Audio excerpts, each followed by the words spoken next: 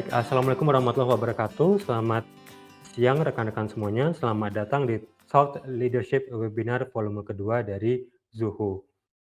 Di mana Thought Leadership Webinar sendiri merupakan webinar edukasi triwulanan dari Zoho.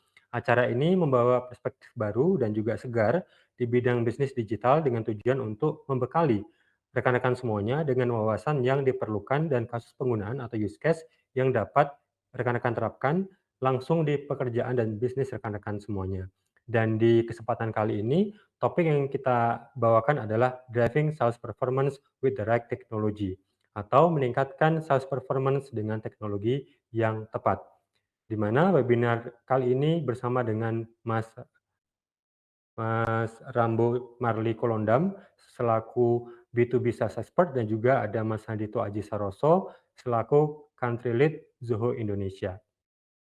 Nah, sebelum saya dan kita semuanya mengikuti presentasi dari expert kita, tentunya di sini mungkin rekan-rekan belum semuanya ya mengenal apa itu Zoho. Maka dari itu saya akan perkenalkan Zoho terlebih dahulu pada rekan-rekan semuanya. Izinkan saya untuk share screen ya, Mas Andito, Mas Rambo juga gitu. Saya akan share screen dan sedikit menampilkan mengenai Zoho. Gitu. Baik, Zoho sendiri merupakan perusahaan Software as a Service atau SaaS, di mana kami mengembangkan software untuk memudahkan bisnis rekan-rekan semuanya, membantu rekan-rekan untuk bisa berkembang dan juga memecahkan berbagai masalah dalam bisnis rekan-rekan semuanya. Kami sudah lebih dari 26 tahun berdiri dengan 12.000 lebih karyawan di seluruh dunia, sudah ada 55 lebih aplikasi yang digunakan oleh 85 juta user dan juga 600.000 lebih customer di tidak kurang dari 180 negara. Kami menjunjung tinggi privasi dan juga kebertanggungjawaban terhadap bisnis rekan-rekan semuanya. Dan kami pun senantiasa terus berinovasi dan menciptakan produk-produk baru dan juga mengembangkan berbagai fitur-fitur yang ada di dalamnya. Sehingga tentunya lebih update lagi dan semakin banyak kemudahan-kemudahan yang dapat teman-teman manfaatkan. Dan sebagai software as a service, kami juga tentunya terintegrasi antara satu dengan lain aplikasi karena memang sangat banyak sekali aplikasi yang kami ciptakan saat ini yang bisa teman-teman manfaatkan. Yang kalau kita grouping nih, ada untuk kebutuhan email and collaboration, kemudian juga ada sales and marketing, human resources, customer service, BI atau business intelligence, finance, hingga custom solution untuk bisnis yang sudah semakin scale up gitu. Dan kali ini topik kita adalah berkaitan dengan sales marketing. Dan juga ada juga aplikasi untuk kebutuhan legal melalui Zoho Contracts. Dan kami pun juga terus berekspansi. Ya, kalau kantor kami sendiri, pusatnya berdiri dan lahirnya kami ada di Chennai, Tamil Nadu, India. Dan kantor kita juga ada di Indonesia, di Jakarta. Dan kami juga terus mengembangkan kehadiran kami secara fisik dengan membangun 26 kantor dan juga ada 33 spoke offices di seluruh dunia. Dan inilah kantor kami yang ada di Mensana Tower, lantai 6 di wilayah Cibubur. Silahkan teman-teman yang ingin mampir ke kantor kami tentunya terbuka dari Senin sampai dengan hari Jumat. Dan ini adalah sebagian dari tim kami. Dan bagi rekan-rekan yang ingin lebih mengenali kami jauh lebih dalam lagi, silahkan bisa mengunjungi kanal media kami, ada di Instagram, ada di LinkedIn, ada di YouTube juga dengan keywordnya Zoho Indonesia. Bisa juga mengunjungi website kami di www.zoho.com/id/. Kalau teman-teman ingin langsung direct ke bahasa Indonesia dan juga bisa berlangganan newsletter kami di www.zoho.com/id/newsletter.html. Nah, silahkan teman-teman bisa berkunjung ke kanal-kanal media yang sudah kami miliki. Nah, itu sedikit pengenalan mengenai Zoho ya, teman-teman semuanya. Dan berikutnya saya ingin menyapa nih dua expert kita yang sudah bergabung pada kesempatan siang hari ini. Ada Mas Handito Aji Saroso, Country Lead of Zoho Indonesia. Selamat siang Mas Handito. Halo, selamat siang Ma'ruf, selamat siang teman-teman semua. Senang bisa hadir di sini dan bisa berbagi pengalaman, berbagi insight, dan untuk kita juga bisa saling tanya jawab ya nanti. Iya, terima kasih Mas Andito. Kemudian juga ada Mas Rambo Marli. Selamat siang, Mas. Selamat siang, Mas Ma'ruf dan teman-teman semua. Terima kasih atas kesempatannya pada siang hari ini. Nanti kita sama-sama belajar bareng-bareng juga karena ini yang namanya teknologi ya. Teknologi selalu berevolusi gitu. Apalagi buat teman-teman di sales ini penting sekali untuk diketahui. Ya, terima kasih Ya, atas kehadiran buat semua teman-teman yang sudah hadir dan meluangkan waktu siang ini. Thank you. ya, thank you Mas Rambo. Dan baiklah rekan-rekan semuanya, kita akan langsung memasuki sesi yang pertama, yaitu ada presentasi dari expert kita. Yang pertama akan disampaikan oleh Mas Rambo. Tapi sebelumnya saya ingin sedikit menyampaikan profil dari expert kita. Yang pertama ada Mas Rambo Marli Kolondam. Nama lengkap beliau Rambo Marli Kolondam atau biasa dipanggil Mas Rambo. Beliau merupakan B2B sales expert. Mas Rambo adalah Senior Manager Business Development dengan pengalaman lebih dari 15 tahun di sektor B2B, terutama di industri jasa keuangan, dengan fokus pada manajemen risiko dan ruang asuransi, khususnya asuransi kesehatan dan konsultasi medis. Passion Mas Rambo adalah outbound selling, corporate pitching, dan business networking. Selamat datang Mas Rambo, dan kami persilakan kepada Mas Rambo untuk bisa menyampaikan materinya pada siang hari ini. Nanti mungkin boleh dibantu ya Mas Ma'ruf untuk Hmm. present slide-nya mungkin. Oke, siap Mas. Saya buka dulu Mas ya, Di slide sharing Mas screen. Rambo. Oh ya, rekan-rekan semuanya juga di sini bisa memanfaatkan fitur material ya, karena kami sudah mengupload juga untuk materinya di siang hari ini. Saya coba buka dulu ya, Mas Rambo. Ya. Mungkin sebelum kita mulai presentasi ya, saya tuh ingin tahu dulu dari teman-teman ya. Mungkin kita buka satu poll dulu boleh ya, Mas Ma'ruf ya. Silakan Mas Rambo. Ya, polling yang tentang sales proses ya.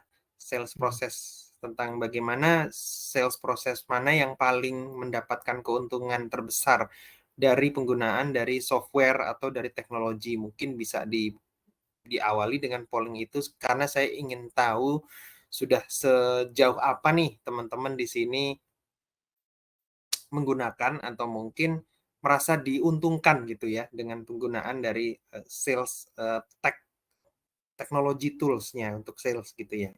Silakan Mas Baru, boleh ditampilkan pollingnya mungkin khusus untuk pertanyaan yang tadi itu ya. Oke, Mas.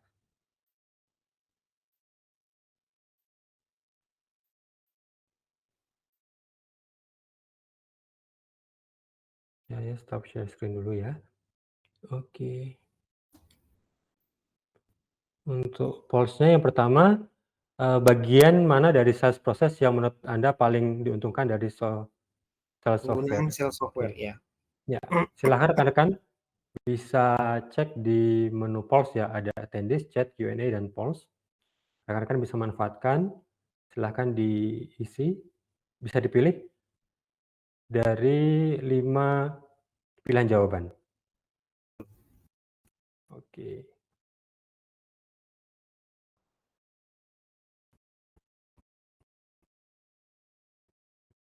Oke, sudah mulai menjawab. Ini lagi ini Mas, lagi dipahami dulu pertanyaannya, jawabannya juga seperti itu ya. Jadi sambil Pelan-pelan, menunggu terus pelan-pelan karena ini pelan-pelan ya. banyak pilihannya kan. Iya. Oke. Kita cukupkan Mas ya. Kita akan lihat untuk jawabannya. Ada yang voting ya? Sudah ada Voting. Mas. 4, 6. Ya, 6. Terbanyak di jawaban yang kedua Mas, funnel management system. Waduh, Ini yang mantap paling berarti. banyak. Berarti Iya. Zoho jualannya udah pas kalau gitu. Banyak Siap, mantap banget. funnel management system berarti ya untuk Mhm, pipeline ya segala macam ya. mhm. Kita lanjutkan dengan polling kedua Mas? Enggak, nanti aja polling Enggak? kedua Oke, aja. Jadi oke, ini nanti polling dulu. pertama dulu. Sebetulnya dari polling ini saya mau kasih sedikit gambaran aja sih ya teman-teman. Jadi penggunaan teknologi khususnya untuk kita orang sales, yang khususnya lebih khusus lagi di B2B itu adalah yang saya amati karena saya bekerja di lingkungan yang juga sangat disupport oleh penggunaan teknologi dari proses penjualan atau dari selling proses saya end to end ya, itu ada 5 inilah ya yang paling jelas ya.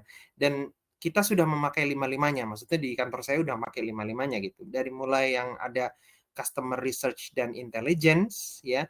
Jadi ini untuk lebih mengetahui profil dari customer, profil dari industrinya, profil dari marketnya ya, kita melakukan namanya market profiling. Ada intelligence juga gitu ya, jadi kita bisa tahu data-data customer kita gitu, yang terutama yang ingin kita hubungi atau yang ingin kita telepon atau yang kita email gitu. Jadi ini juga sangat berguna dan saya cukup kaget ya, ternyata nggak ada yang milih itu ya, padahal yang namanya customer baru ya untuk teman-teman yang mungkin di new business ya, untuk new business development atau untuk yang prospecting, kerjaannya prospecting, itu paling seru itu yang pertama justru. Customer research and intelligence itu paling seru. Karena itu adalah menurut saya itu yang paling sulit untuk dilakukan. Karena itu adalah untuk buka pintu awal. Dan memang ini tidak banyak ya, tidak banyak teknologi yang bisa menunjang ini karena masih banyak teknologi-teknologi tersebut yang secara hukum atau legalitas atau compliance itu masih belum memenuhi standar apa namanya tuh Undang-Undang Perlindungan Data Pribadi ya. Jadi banyak tuh kalau teman-teman lihat di internet atau di googling aja itu banyak sekali app atau software atau extension ya, bahkan ada yang pakai extension ditaruh di LinkedIn itu yang bisa tahu data-data pribadi dari orang yang ingin teman-teman prospeki atau target gitu ya. Ini yang milih 0 gitu ya. Berarti ini teman-teman jago-jago kenalan sama orang barunya nih ya. Atau sering nongkrong-nongkrong di coffee shop jadinya ketemu orang barunya tinggal beliin ngopi aja gitu ya. Jadi langsung kenalan pakai kartu nama atau mungkin teman-teman sering ikut networking event. Jadi mungkin yang bagian ini tidak banyak, cukup banyak peminatnya. Tapi saya pribadi saya pakai. Nah, kalau untuk yang funnel management system, ini yang pilih 3 orang dari 9 orang. Lumayan ya, lumayan banyak dibandingin yang lain-lain, hanya 1 tadi saya lihat. Kalau funnel management system ini, ya ini adalah satu, apa ya, kalau saya boleh bilang, backbone-nya orang sales itu di sini gitu. Tulang dan ototnya itu di funnel management system. Karena di funnel management system ini teman-teman bisa melihat progres dari teman-teman punya pipeline gimana, progres daripada teman-teman punya target dalam jumlah financial atau jumlah duitnya berapa. Teman-teman juga bisa lihat di funnel management system ini berapa persen sih konversi ya.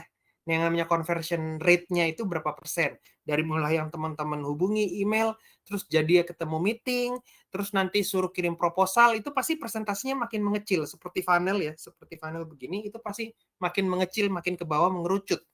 Nah, software yang mendukung funnel management system seperti Zoho dan banyak lagi ya di sana ya, bukan hanya Zoho, Zoho salah satunya, itu sangat bermanfaat apabila you want to look at your progress. Ya. Dan ini juga bisa dilihat oleh atasan daripada teman-teman semua gitu, including mengevaluasi progresnya seperti apa gitu ya. Mungkin saya boleh share screen nggak, Mas Ma'ruf ya? Boleh nggak? Bisa nggak saya Boleh, share Mas. screen? Boleh, Mas. Ini saya stop Boleh ya, sebentar share screen ya. dulu. Saya tuh mau nunjukin aja ke teman-teman sistem yang apa namanya yang saya pakai gitu ya, sekilas aja lah ya, enggak, karena ini juga bukan hal yang konfidensial sebetulnya. Karena ini apa namanya memang betul-betul kita pakai ya untuk mengukur track ya daripada pencapaian, daripada target, daripada performance saya secara keseluruhan sebagai seorang business development. Saya ingin sekilas saja menunjukkan. Nanti di sesi saya juga mungkin di 10 menit terakhir saya akan membahas tentang LinkedIn ya. LinkedIn, bagaimana menggunakan LinkedIn, khususnya LinkedIn Sales Navigator ya teman-teman, untuk memaksimalkan teman-teman punya effort in terms of reaching out to new customer atau new prospect gitu. Nah, Mungkin bisa di-share ya sebentar ya. Nah, teman-teman udah lihat ya? Teman-teman sudah lihat? Sudah, Mas. Sudah ya. Nah, ini adalah contoh pipeline ya. Pipeline di mana ada total opportunity value again 270.000 yang tertulis di sana itu punya saya pribadi gitu. Jadi saya bisa tunjukkan ke teman-teman. Nah, ini ada yang namanya above the funnel, in the funnel, best view, book gitu ya. Yang book ini ya paling sedikit karena book ini sudah jadi ya, sudah sales gitu. Nah, ada yang best view itu yang sedikit tapi potensinya besar gitu ya. Artinya kita sudah melalui proses bidding, sudah mendapatkan approval tapi belum goal aja, tinggal dikit lagi mungkin negosiasi harga dan segala macam. Ini juga tidak banyak. Yang lebih banyak justru yang in the funnel ya. In the funnel ini artinya yang actively looking ya. Ya, mereka-mereka ini yang secara aktif mencari solusi yang dibutuhkan. Dalam hal produk yang saya jual asuransi ya, mereka secara aktif mencari solusi itu ya. Lalu ada above the funnel. Above the funnel adalah prospek yang saya hubungi, tapi mereka satu, yang pertama mereka belum ada kebutuhan mendesak saat ini. Walaupun mereka tertarik dengan solution atau offering yang saya tawarkan, tapi mereka belum ada kebutuhan mendesak. Ya. Jadi hanya tertarik saja, tapi belum butuh. Nah, ada juga yang above the funnel sudah tertarik, sudah butuh, tapi kebutuhan itu belum bisa justify, belum bisa dijustifikasi ke atasannya. Jadi orangnya masih takut-takut nih untuk ngomong, ini kita butuh tapi mungkin budgetnya masih belum tersedia Pak, atau mungkin bagaimana gitu. Ini saya kategorikan above the funnel. Yang above the funnel ini kalau dikerucut ya, kerucut terbalik itu yang paling atas, yang paling banyak. Nah, tingkat kesehatan pipeline seorang sales atau seorang business development itu nggak dilihat dari above the funnel, itu dilihatnya dari yang in the funnel. Jadi in the funnel-nya ini, yang paling panjang ini, inilah nafas Anda ya. Ini bos Anda nilai dari nafas Anda. In the funnel ini nafas. Karena in the funnel ini adalah yang Anda pernah hubungi atau mereka pernah menghubungi Anda dan mereka actively searching for your solution. Mereka lagi nyari, mereka lagi shopping, mereka lagi melakukan yang namanya bidding atau beauty contest. Mereka lagi belanja, lagi lihat-lihat kanan kiri. Ya, mereka sangat tertarik, mereka juga pun mereka butuh ya, dan mereka sedang mempertimbangkan kita sebagai salah satu the chosen vendor atau vendor yang terpilih, supplier yang terpilih. Nah, kalau yang best view ini udah pasti akan terus ditagih setiap malam, setiap bangun pagi akan ditagih terus ya gitu. Nah, ini teman-teman kita bisa lihat semua dari sini. Ada tampilannya toggle chart ya dalam bentuk seperti grafik bar ini. Lalu ada nama-nama perusahaannya, sekilas saya tunjukkan. Nah, ini bisa di-enable field editing, semua kita bisa enable ya. Ya ada filternya juga, kita bisa pakai filter ya dari segi show opportunity segala macam, kita bisa pakai filter dan kita bisa edit. Nah, ini cara ngeditnya, semua kita bisa edit di sini. Nah, ini adalah penggunaan satu tools ya dalam hal funnel management yang saya pikir itu sangat-sangat penting ya buat teman-teman semua gitu. Nah, jadi dalam hemat saya ini yang namanya perusahaan ini harus mulai berinvestasi dalam hal funnel management system ini. Ini sangat-sangat penting agar setiap orang tahu progres dan setiap orang tahu mereka itu goalnya mau kemana, apa tantangannya, sudah sampai mana gitu ya.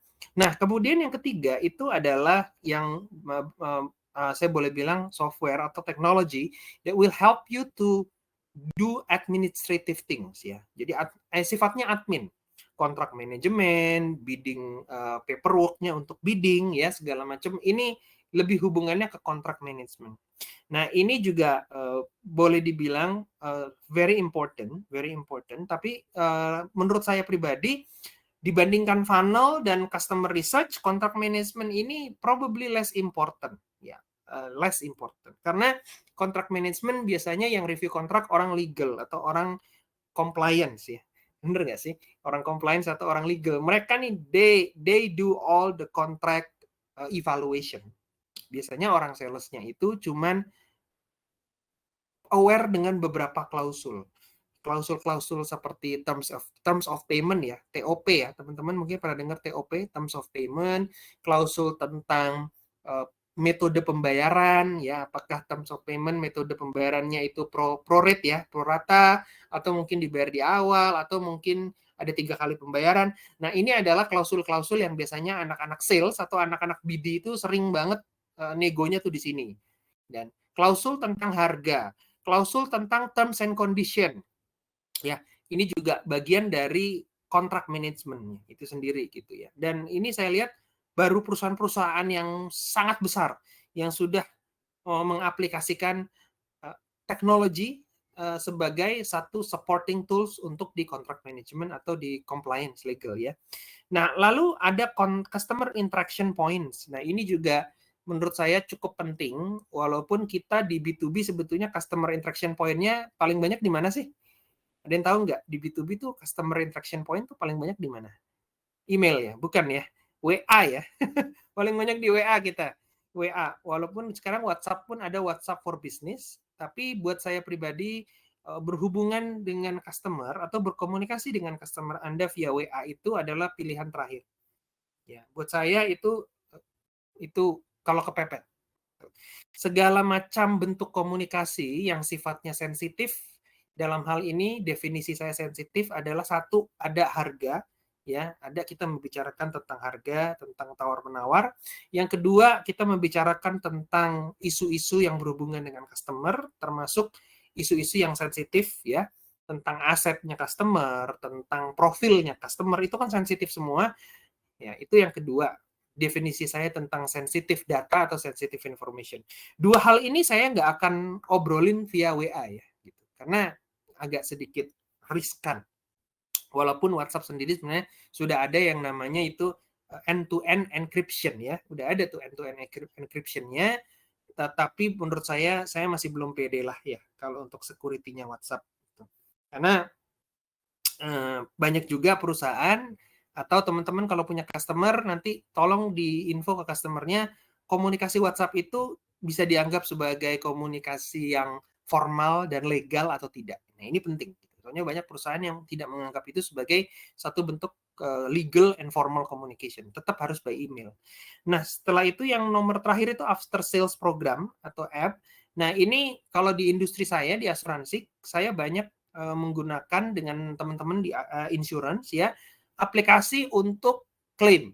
Misalnya ada customer saya mau klaim, ya tinggal klik aja di situ ya, tinggal klik klaim, rumah sakitnya di mana, jumlah tagihannya berapa, ya mungkin bisa dimasukkan di situ datanya, berapa lama dirawatnya, dan diagnosanya apa, itu langsung proses klaimnya berjalan. Setelah diklik, itu langsung berjalan proses klaim, sehingga pada saat follow up akan lebih mudah. Semua dokumentasi pun tidak ada yang paper, semuanya itu udah virtual ya, virtual documentation, virtual paper gitu, online, semuanya itu udah online.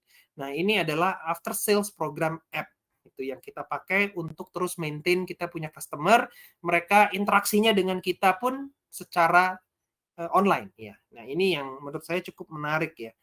Yang paling menarik itu adalah 1, 2 dan 5 ya. 1, 2 dan 5 kalau versi saya gitu. Nggak tahu buat teman-teman yang lain gitu ya. Oke, mungkin bisa dilanjut di ininya Mas Ma'ruf. Share screen-nya Mas ya, yang materi tadi. Presentasinya. Ya. Oke. Mungkin kita akan lanjut ke apa sih benefit ya. Keuntungan dari penggunaan sales tool yang diperkuat dengan teknologi gitu ya, atau yang kita pakai dengan tech powered sales tools. Benefits itu apa? Nah, yang pertama yang paling penting itu adalah teman-teman streamlining the whole end-to-end sales process.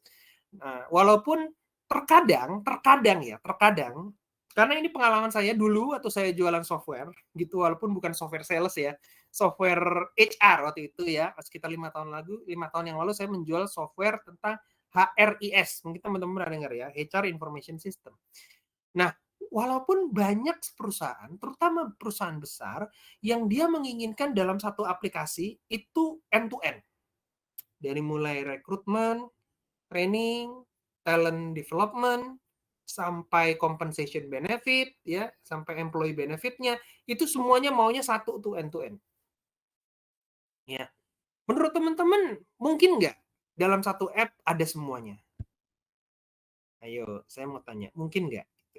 Dan kalaupun mungkin, apa pro and cons-nya gitu?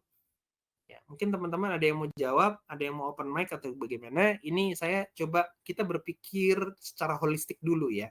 Kita bilang kita mau mengadopsi teknologi sebagai bagian dari supporting function kita, supporting tools kita untuk teman-teman di dunia sales atau teman-teman yang bekerja di business development. Tapi is it possible to have all these features in one application gitu ya? Apakah mungkin? Dan kalau mungkin apa nih pro and cons-nya? Mungkin teman-teman bisa pikirkan juga ya. Nah, yang nomor 2 adalah effective funnel management to ensure proper sales performance evaluation. Ya, otomatis ya.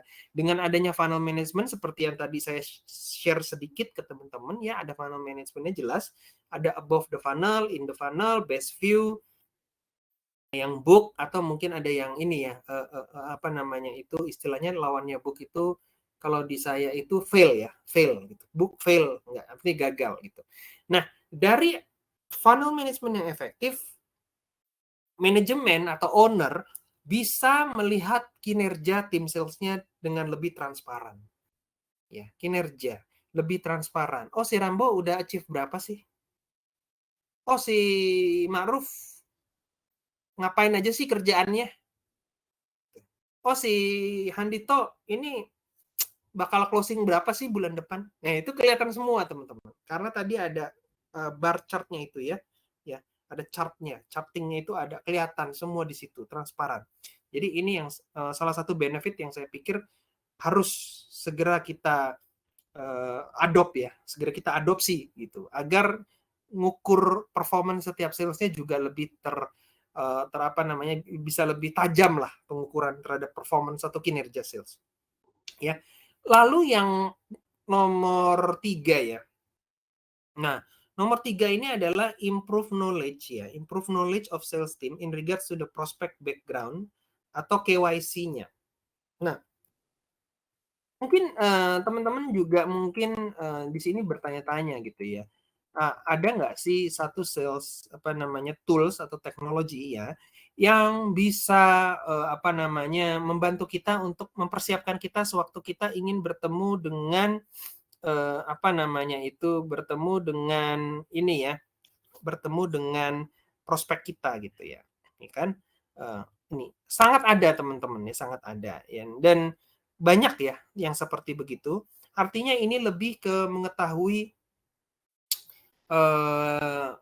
apa itu prospek kita ini apa ya? Apakah ada berita-berita terupdate?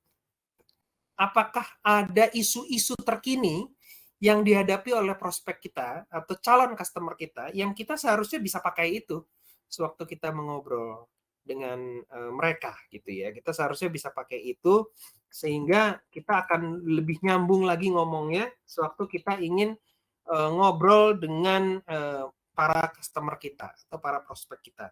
Ya. Nah ini kalau di kantor saya kita menggunakan itu apa namanya yang namanya itu Intro Hive. Ya, teman-teman mungkin pernah dengar namanya itu Intro Hive ya. Intro Hive itu adalah semacam boleh saya bilang embedded ya, embedded software yang kita masukkan ke dalam aplikasi kita gitu ya, aplikasi Salesforce lah anggaplah gitu ya, untuk kita bisa lebih mengetahui setiap prospek atau customer yang ingin kita hubungin itu apa sih background mereka gitu. Background mereka tuh seperti apa gitu ya. Jadi kita bisa lebih tahu di situ ya secara ini apa sih yang isu-isu yang mereka hadapi sekarang ya. Apa mereka sekarang sedang menghadapi challenge seperti apa gitu ya. Nah, kita bisa melakukan yang namanya prep ya. Pre-meeting preparation gitu.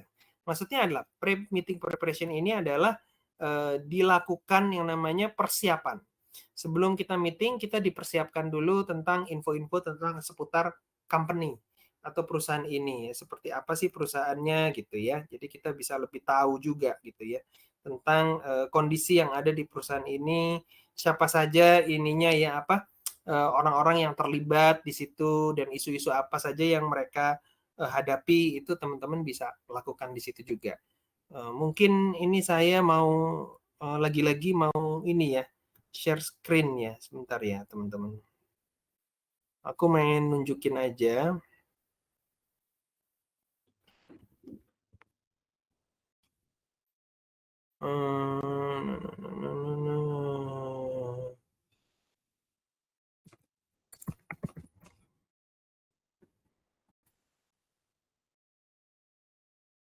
Bentar ya.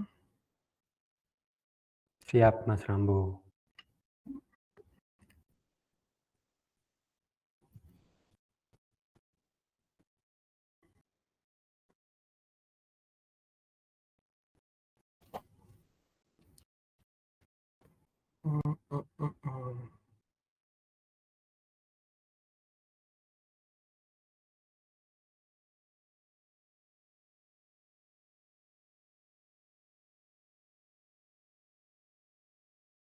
Menunggu rekan-rekan yang mungkin sudah ada pertanyaan nih dari beberapa poin yang disampaikan oleh Mas Rambo, silahkan gunakan fitur Q&A juga yang ada di layar. Silahkan nanti dituliskan pertanyaannya dan nanti kita ajukan. Sudah ada pertanyaan belum ya? Belum sejauh ini, Mas. Saya menunggu Mas Rambo nih. Oke.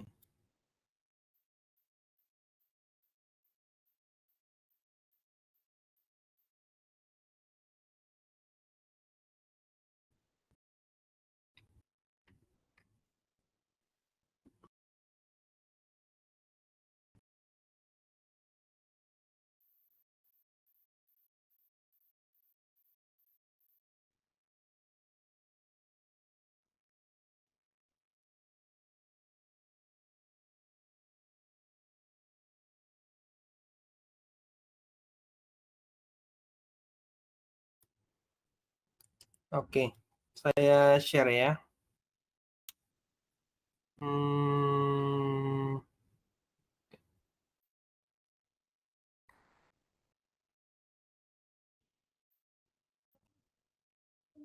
Nah, kelihatan? Ya, sudah terlihat sekarang Mas Rambo. Kelihatan ya. Ada perusahaannya apa? Google. Google Ireland Limited. Nah, ini Google di Irlandia nih. Katanya begitu ya. Saya nggak tahu ini. Google di Indonesianya nggak ketemu. Nah, ini contohnya adalah nama-nama orang yang memiliki relationship ya, atau dengan si Google itu ya, di perusahaan Google, dan beserta dengan activity mereka, connection mereka, network mereka di LinkedIn gitu ya. Lalu ada trends ya, activity trends-nya seperti apa ya. Seperti ini nih ya, ada activity trend, bagaimana kita berhubungan dengan mereka gitu ya. Seberapa sering sih orang-orang yang ada di global office berhubungan dengan si Google ini gitu loh. Jadi kita tuh bisa tahu gitu. Nah, terus orang kontak mana saja yang paling sering berhubungan dengan kita di Google. Ya, dari sini kita bisa lihat ada C-level, VP, director gitu ya. Others ya, yang terbanyak others ya di sini ya. Manager juga paling banyak. Dari divisinya administration gitu ya, dari divisi HR gitu. Jadi ya kita bisa lakukan di sini. Ada connected colleagues. Nah, ada info juga nih musiknya tentang Google-nya, cuman kayaknya di hide ya, jadi nggak bisa kelihatan di sini info tentang Google-nya gitu ya. Jadi di hide oleh mereka gitu ya. Nah, ini kurang lebih seperti itu ya, yang namanya intro Hive itu ya. Teman-teman bisa pakai ini juga sebagai bagian dari strategi teman-teman ya gitu ya, untuk bisa tahu ini perusahaan sudah ada di stage apa sih hubungannya dengan kita. Nah, gitu. Kurang lebih seperti itu. Nah, mungkin balik ke slide saya lagi ya Mas ya tadi. Jadi teman-teman harus berpikir penggunaan teknologi ini sangat membantu dari proses awal sampai proses akhir. Saya boleh bilang ya, sangat membantu, dan ini bisa menjadi satu kekuatan teman-teman di sales. Ya. Lalu yang nomor 4 itu ada solid database management dan easy traceability to recover historical data gitu ya. Jadi ada traceability-nya bisa di ini ya. Apa traceability itu bahasa Indonesianya ya? Jejak ya, telusur, bisa ditelusuri data-data historis. Dan database management juga tersimpan dengan rapi. Kalau teman-teman menggunakan aplikasi yang memang punya space ya, atau seperti cloud ya, untuk menyimpan database. Lalu faster communication with the customers, more secure pasti ya. Dengan aplikasi ini more secure ya teman-teman dibandingin WhatsApp ya. Jadi karena biasanya security-nya juga lebih tinggi di situ. Dan yang terakhir adalah increase compliance in regards to data privacy and customer communication. Dengan adanya aplikasi berbasis teknologi yang membantu teman-teman di sales, membantu teman-teman jualan, sudah barang tentu aplikasi ini akan mempunyai satu cyber technology atau cyber protection yang tinggi, sehingga itu akan bisa meningkatkan faktor-faktor compliance. Ya, jadi yang namanya peluang-peluang untuk data dicuri dan segala macam itu akan sangat kecil dengan adanya penggunaan teknologi, karena semua serba transparan, semua serba terlihat gitu. Ya, kalau zaman dulu kan orang ngambil data yang di print itu sampai berlembar-lembar ngeprint itu bisa diambil satu lembar orang nggak tahu. Tapi kalau di sini ya dengan teknologi semua itu terarsipkan dengan rapih dan baik dan dikunci. Nggak semua orang bisa membuka kunci kecuali admin. Yang biasanya di-assign oleh admin 2-3 orang aja, maksimal tuh 2 lah biasanya. Jarang yang 3 ya. Jadi ini adalah benefit yang teman-teman juga harus mulai pikirkan ya, bagaimana cara menggunakan benefit ini dengan maksimal dan menggunakan aplikasi agar teman-teman bisa mendapatkan benefit-benefit seperti ini semua gitu ya. Nah, lanjut Mas, ya mungkin. Nah, ini yang seperti teman-teman saya bilang nih tadi ya, ada lead research, lead generation ya. Ini adalah tools atau aplikasi yang teman-teman bisa pakai ya gitu. Ya, salah satunya LinkedIn Sales Navigator, LinkedIn Pro, Zoho juga tadi ya. Kalau untuk yang leads intelligence software itu kayak Lusha, kayak Rocket Reach, ZoomInfo, Signal Hire itu semua berbayar. Tapi kalau saya nggak salah gitu ya, ini semuanya walaupun berbayar teman-teman bisa ambil versi gratis. Ada versi gratisnya nggak Pak? Ada, ya ada. Cuman versi gratisnya itu sangat-sangat terbatas gitu ya, sangat-sangat terbatas dan teman-teman menurut saya tetap paling baik ya daftar beli gitu ya, beli. Jadi saya aja beli dengan pakai duit saya sendiri loh, beneran, saya nggak dibayarin kantor.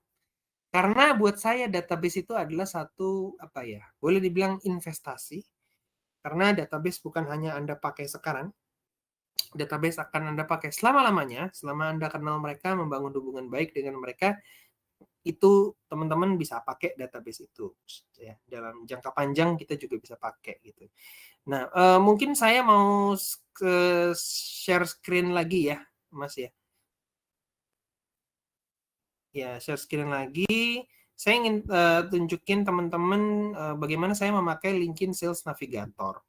Nah, ini sebentar, LinkedIn Sales Navigator mana ini? Ini ya. Oke. Sudah terlihat ya? Sudah terlihat, Mas. Nah, ini contoh di LinkedIn Sales Navigator, saya tuh selalu masukin lead saya itu dalam bentuk folder ya. Jadi di setiap folder itu ada leads-nya nih. Recommended leads, system generated, ada leads yang di-generate oleh sistem, ada leads yang di-generate oleh CRM. Teman-teman bisa lihat nggak tuh yang baris ke 1, 2, 3, 4. Yang keempat, my CRM leads and contacts, itu system generated. Ada past customers at new companies ya. Jadi customer yang dulu pindah ke perusahaan baru. Nah, gimana nggak enak kan? Ini kan makanan juga nih. Ya, customer dulu pindah ke perusahaan baru. Ya, ini sama dengan restoran laris zaman dulu pindah tempat. Ya, kita tinggal samperin lagi gitu ya. Udah kenal sama yang jual kan. Gitu. Nah, ini ada leads 29. Ini leads yang nggak bukan sistem generated, itu biasanya yang ownernya saya tuh.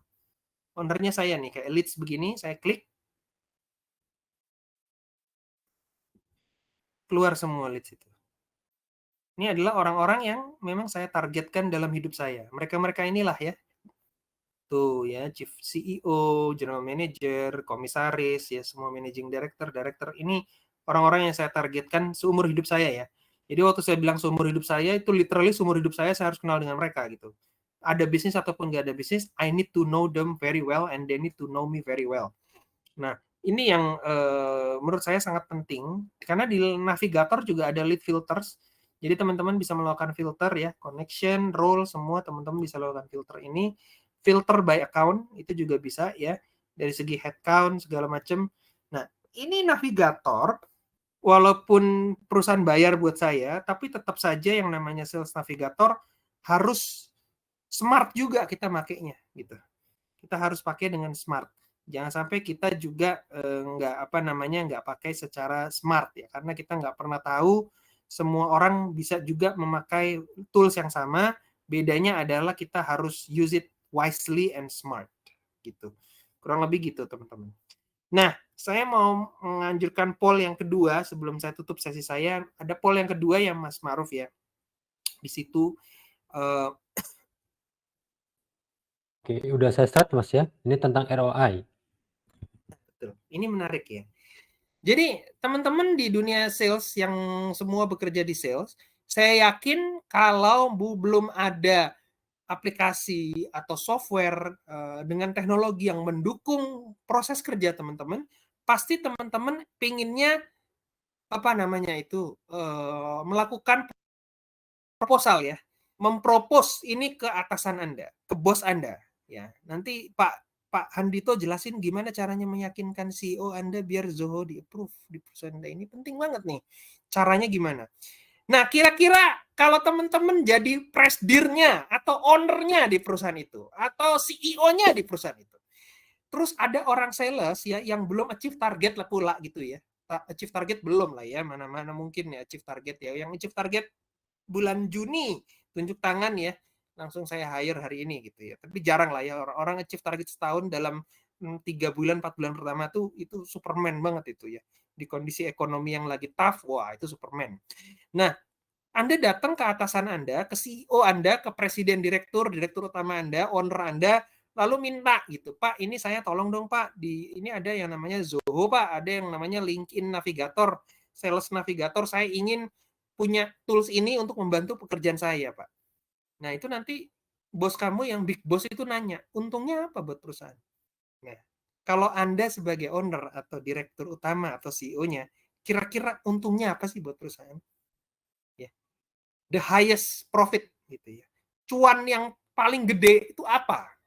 Dengan kita memiliki teknologi supported tools ya untuk sales ini. Ya, silakan ditampilkan. Menarik ini, menarik.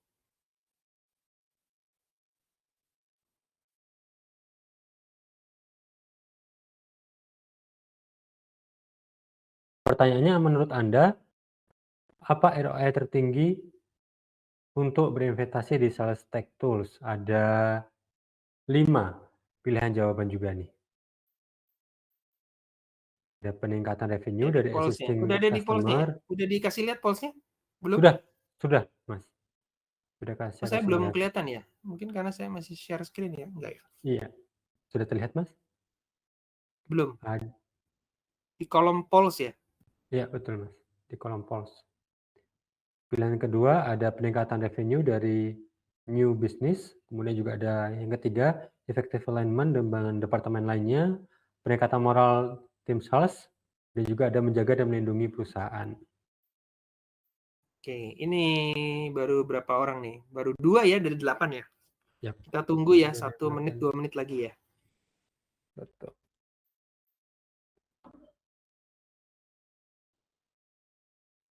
Rekan-rekan semuanya. Jadi memang harus dibaca dulu, Mas. Ya, Harus ini dibaca. agak mikir sih ini. Memang ini agak mikir.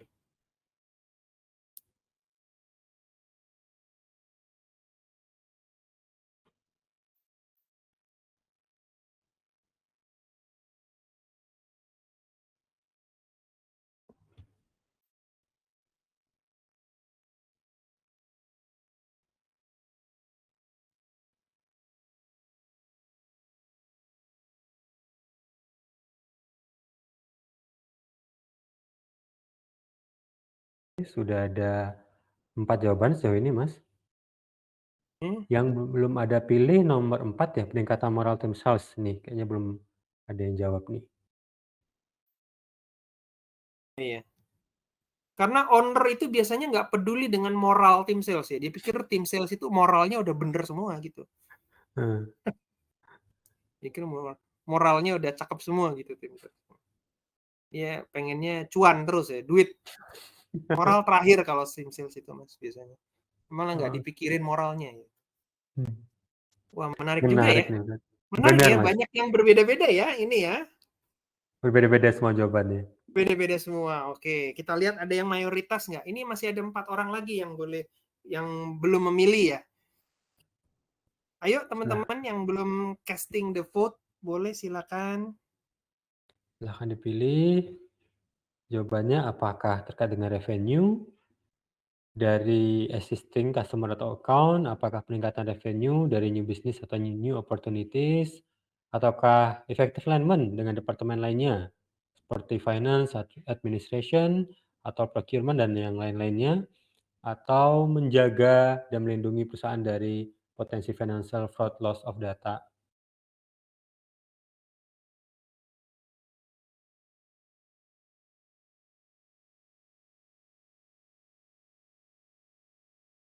Sejauh itu Mas, hasil pollingnya. Jadi memang berimbang ya untuk 4 poin dan untuk, moral tadi sepertinya belum difikirkan begitu Mas, Ya, untuk RE memang terpilihnya. owner tidak pernah memikirkan moral ya, gitu ya. Ini yang saya dapati pelongnya. Nah, moral itu tim sales yang bagus memang seharusnya moralnya bagus ya. Mau pakai alat apapun ya moralnya bagus gitu. Tapi kadang juga saya nggak terlalu setuju. Dengan teknologi ini moral akan naik. Moral akan naik. Karena orang bisa mengukur diri.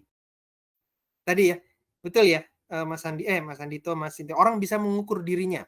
So, when you can measure yourself, Anda tahu Anda di mana dan Anda bisa membuat perencanaan. Nah, ini yang nggak dipikirin oleh owner biasanya. Dia maunya hire-nya itu meng-hire motivator terus. Untuk membakar semangat gitu ya. Pakai ajib-ajib gitu ya, membakar semangat lah gitu lah segala macam, pakai sampai tanda tangan darah lah kalau untuk target gitu ya. Ini menurut saya kurang bijak.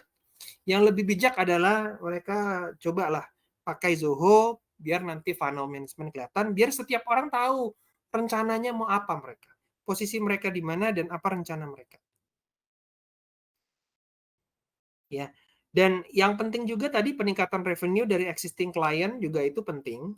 Peningkatan revenue dari new business itu juga salah satu yang menurut saya kalau if you want to sell to the owner atau CEO itu kayaknya nomor 2 tuh.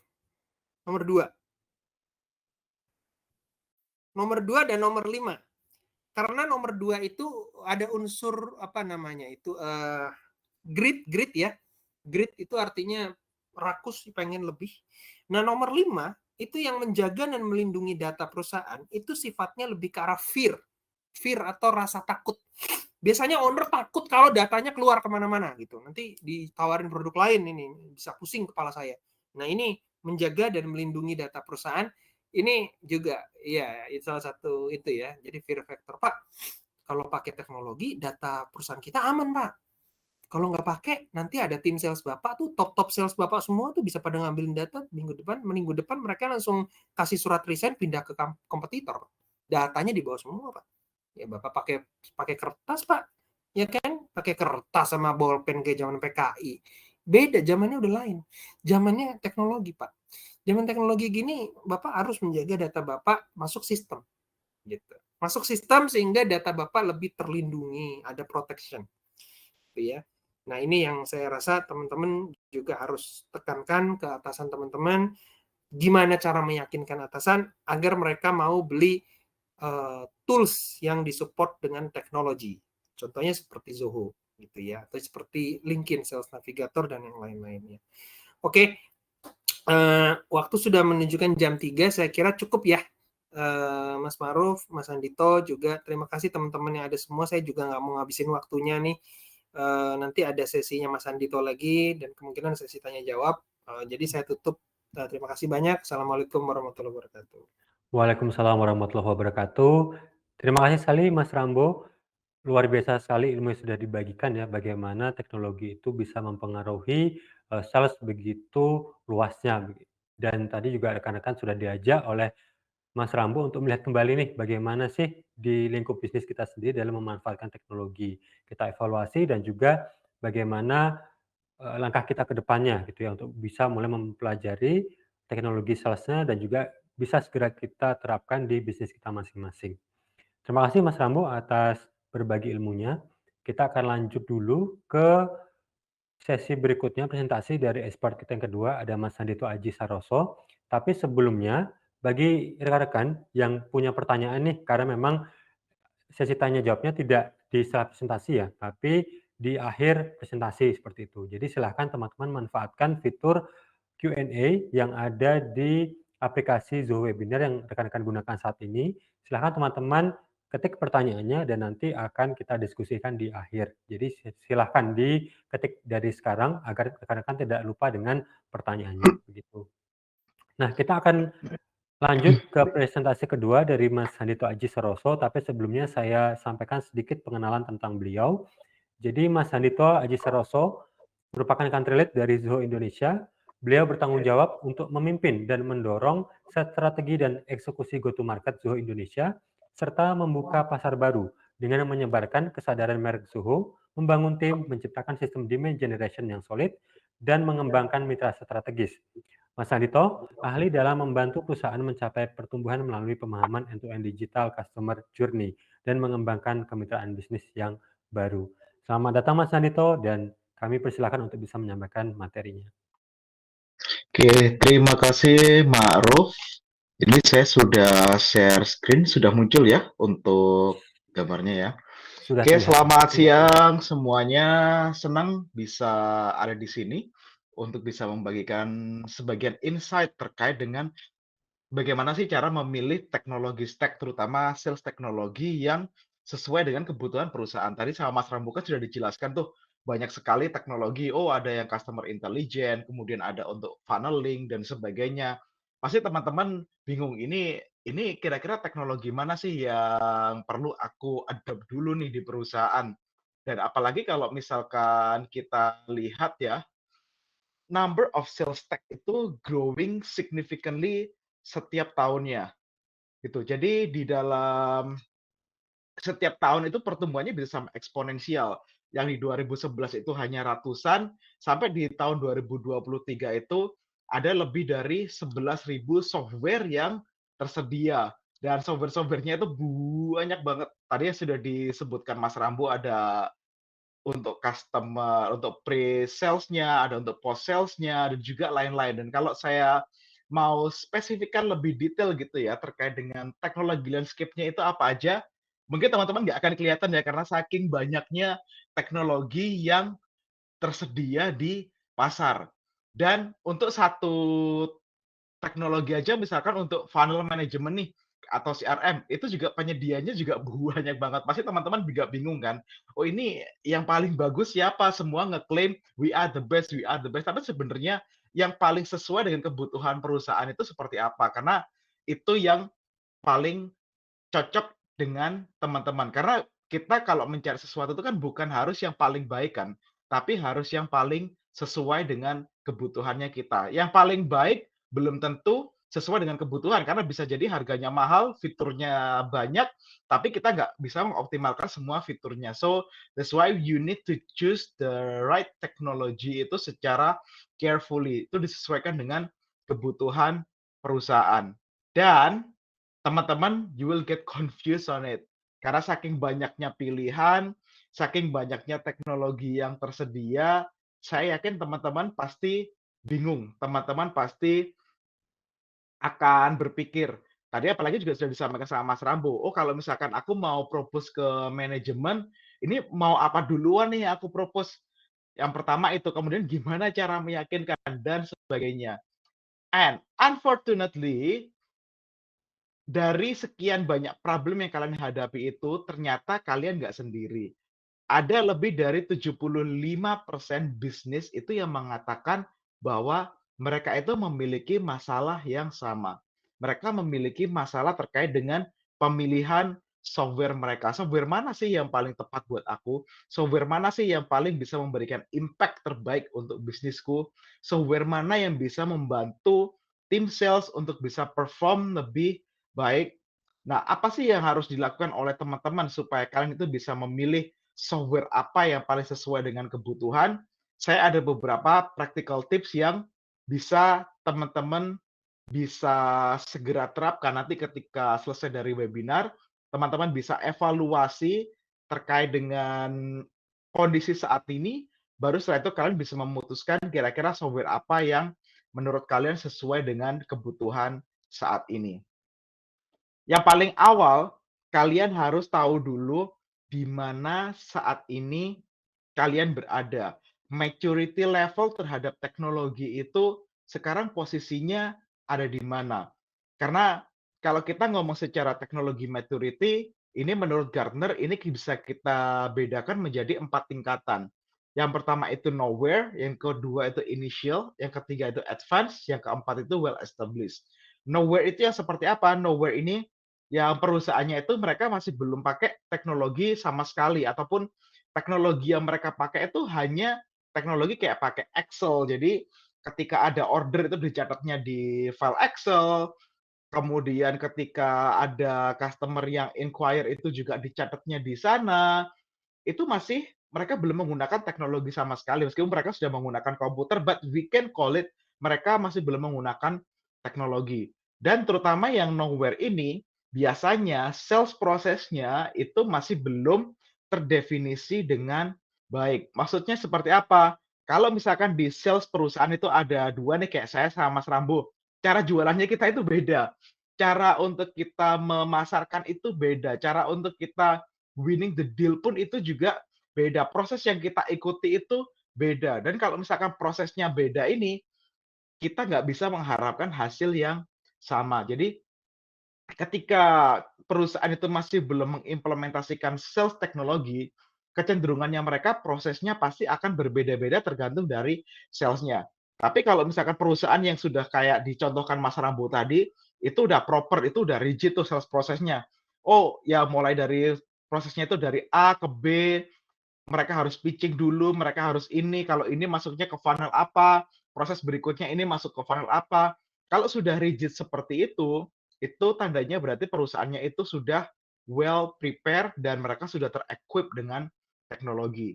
Kemudian yang di fase kedua, kalau yang fase pertama itu mereka belum mengimplementasikan teknologi sama sekali, yang kedua itu mereka di tahap initial, mereka di tahap memulai untuk mengimplementasikan teknologi. Contoh mereka sudah pakai CRM nih untuk mengelola database pelanggannya mereka.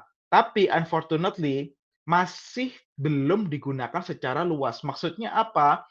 Maksudnya si sales-nya itu ya kadang pakai, kadang enggak, dan manajernya atau manajemen tim yang ada di sana pun juga nggak secara proaktif meminta tim sales-nya untuk menggunakan software tersebut. Dan ketika kita ngomong karena mereka nggak mengutilize itu sempurna secara luas dan secara proper gitu ya terkait dengan penggunaan teknologinya, akhirnya ketika kita measure sales, apakah sales itu berhasil atau tidak, ketika kita mengevaluasi sales itu berhasil atau tidak, hanya berdasarkan dari revenue yang bisa mereka berikan. Dan kalau misalkan hanya berdasarkan revenue aja, ketika si sales itu nggak mencapai target, problemnya adalah kita nggak bisa assess atau kita nggak bisa cari tahu root cause-nya kenapa kok si sales ini dia nggak mencapai target. Yang ada adalah, oh kalau nggak tercapai target, atasannya marah-marah, atasannya ya quote and quote bisa jadi memaki-maki sales-nya, "Oh kamu jadi sales kok goblok banget, gini aja nggak bisa, nggak pernah dapat revenue." Tapi dia nggak pernah exactly know what is the problem. Apakah problemnya itu ketika dia prospecting-nya yang kurang bagus, apakah ketika dia justru malah dia nggak pernah dapat leads nih atau nggak pernah dapat prospek, atau misalkan dia ada kesulitan nih, sebenarnya siapa sih yang harus saya kontak? Jadi karena dia nggak menggunakan teknologi, nggak dipakai secara proper, yang dilihat itu hanya revenue-nya saja. Revenue itu hanya sebagai lagging indicator. Untuk leading indikatornya sendiri, itu nggak dikontrol. Ini tipikal perusahaan yang masih di fase inisial. Fase berikutnya itu perusahaan yang sudah quite advance terhadap teknologi. Mereka sudah menggunakan beberapa teknologi, dan teknologinya itu sudah dipakai on the daily basis. Si sales-nya pun mereka juga senang memakai teknologi itu. Kemudian sales metric-nya itu yang dinilai itu nggak hanya dari sisi revenue saja. Misalkan mereka juga melihat dari sisi jumlah visit ke customer-nya itu dalam sehari berapa kali, apakah rutenya itu sudah optimal, apakah mereka dapat banyak prospek atau leads yang bagus dari tim marketing. Jadi beberapa hal yang bisa mendukung tercapainya penjualan itu juga diukur. Jadi ketika ada problem, mereka itu bisa mencari root cause-nya. Mereka bisa mencari problemnya itu apa. Jadi nggak hanya menyalahkan orangnya, tapi they can find the problem, mereka bisa memberikan solusi yang tepat. Selain itu, yang sudah advance biasanya sales prosesnya ini sudah terbentuk. Jadi setiap sales itu pasti akan melakukan proses yang sama. Dari A, setelah A nanti akan ke B, dari B ke C, dan sebagainya. Itu sudah well established, dan mereka juga menggunakan beberapa automation untuk membantu tim sales supaya mereka lebih produktif. However, di sisi advance ini masih ada beberapa kelemahan. Jadi mereka masih memiliki kelemahan-kelemahan terkait dengan penerapan teknologi. Misalkan seperti apa? Ketika butuh data itu nggak available secara real time. Mereka harus ngolah data dulu. Mereka masih harus narik data dulu. Jadi pembuatan keputusan itu nggak bisa instan, nggak bisa on the spot. Dan ada problemnya lagi, biasanya mereka itu ketika mereka punya banyak aplikasi, mereka punya banyak software, antara software satu dengan software lain itu tidak saling terintegrasi. Apa maksudnya dengan terintegrasi? Tidak saling terhubung satu dengan yang lainnya. Jadi mereka punya CRM itu berdiri sendiri, kemudian mereka punya sales navigator LinkedIn itu mereka berdiri sendiri, itu nggak dikonekkan satu dengan yang lain. Kalau dipunya Mas Rambu tadi ditunjukkan kan, oh bahwa LinkedIn-nya Mas Rambu itu udah connect tuh ke CRM-nya, jadi lebih enak di situ. Jadi semua bisa termonitor langsung di CRM. Nah, kalau yang masih level advance ini itu masih belum terjadi, masih banyak gap yang terjadi dan sifatnya aplikasi satu dengan yang lainnya itu masih silo. Tapi ketika kita sudah ngomong yang stage berikutnya, yaitu yang well established company, sales teknologi itu become a business DNA. Maksudnya apa? Maksudnya mereka itu sangat bergantung terhadap adanya teknologi tersebut, dan teknologi itu juga membantu mereka untuk bisa lebih produktif. Kemudian yang kedua, kalau mereka sudah well established, biasanya mereka itu punya yang namanya big data dan itu sifatnya live. Anytime bisa diakses anywhere. Jadi ketika ada anomali itu bisa langsung kelihatan dan bisa langsung making decision on the spot di sana. Dan kemudian hampir semua proses yang bisa di-automate itu sudah di-automate oleh mereka. Sehingga si sales ini dia nggak terlalu banyak dengan pekerjaan-pekerjaan yang sifatnya administratif, pekerjaan-pekerjaan yang sifatnya repetitif juga. Jadi mereka benar-benar terbantu dengan adanya teknologi, mereka bisa fokus all the time, all the effort itu untuk komunikasi dengan pelanggan dan untuk memberikan nilai tambah ke pelanggan. Dan juga semua sales tech yang mereka miliki, either itu CRM-nya, customer intelligence-nya, kemudian untuk customer research-nya, untuk prospecting tools-nya, itu semuanya terintegrasi satu dengan yang lainnya. Jadi nggak ada istilahnya aplikasi itu yang mereka berdiri sendiri dan nggak terkoneksi satu dengan yang lainnya. Itu sudah di fase yang well established. Nah, itu teman-teman perlu pahami dulu tuh. Karena kebutuhan untuk di nowhere dengan initial, dengan advance, sama well established itu akan berbeda-beda. Kalau misalkan teman-teman masih di fase nowhere, tapi kalian udah pengen implementasi teknologi namanya sales enablement, ya itu nggak akan cocok karena belum sesuai dengan kebutuhannya kalian. Karena itu saya akan masuk ke polling. Saya ingin tahu nih, teman-teman sekarang ini di self tech maturity model itu ada di fase yang mana sih? Bisa minta tolong dibantu untuk running poll-nya? Baik Silakan. Mas Anito, Mas ini Ma'ruf. saya start ya poll-nya. Silahkan teman-teman bisa dibaca pertanyaan dan juga pilihan jawabannya. Pertanyaannya adalah berada di tingkat mana perusahaan Anda berada di teknologi maturity model gitu. Berada di tingkat mana? Apakah nowhere, initial, advanced, atau well established? Ya, silakan teman-teman bisa mulai mengisi polls-nya.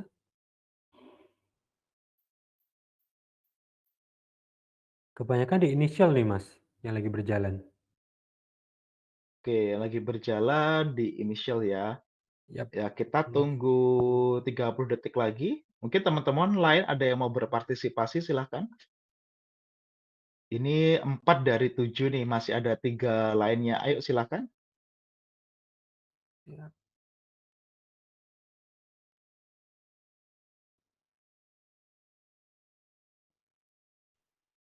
Oke, kita bisa close dan kita publish Oke, sudah, untuk Mas. hasil surveinya. Oke, nah kalau misalkan teman-teman masih berada di fase initial, berarti memang sudah menggunakan teknologi, tapi teknologinya belum di-utilize secara sempurna gitu ya, belum diadopsi secara luas. Kalau misalkan teman-teman masih di fase itu, saran saya, instead of kalian implementasi ke teknologi yang baru, fokuskan dulu ke teknologi yang tersedia, optimalkan itu. Jika itu sudah optimal, baru setelah itu kalian bisa lihat lagi kira-kira dari sales prosesnya kalian mana lagi yang bisa di-improve di sana.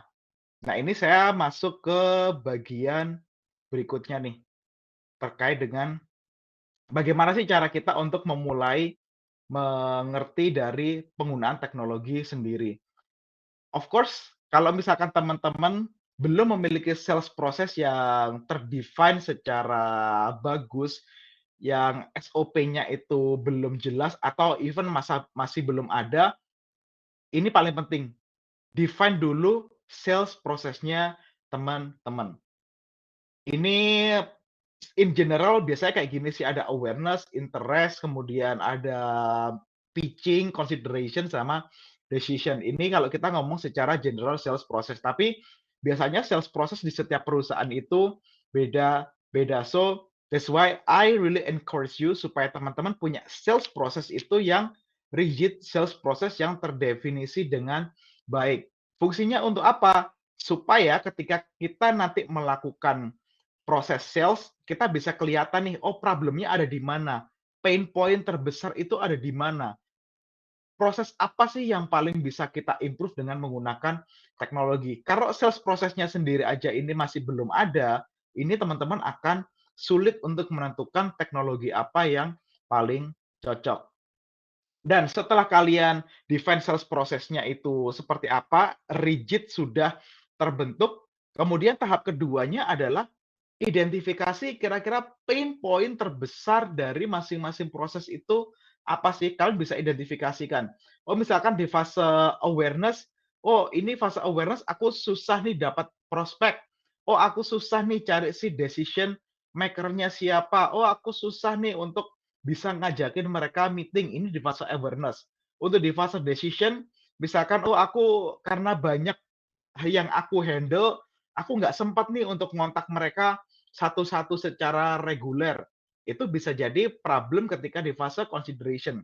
Nah, untuk di setiap fase proses yang sudah kalian bikin tadi itu, kalian identifikasi kira-kira pain point atau masalah-masalah setiap proses itu apa saja, dan kira-kira masalah terbesarnya itu apa? Di proses yang mana?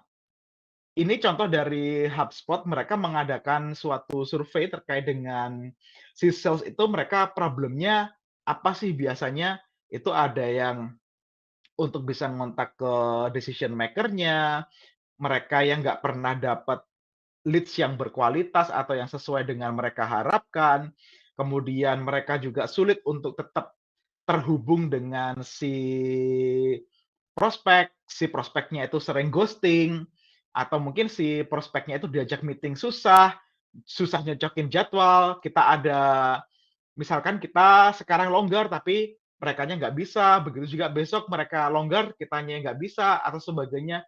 Nah, ini beberapa contoh yang di-define oleh HubSpot. Tapi kalian pasti punya pain point kalian sendiri. Nah, karena itu saya ingin tanya nih ke teman-teman, kira-kira challenges-nya kalian itu apa sih di sales?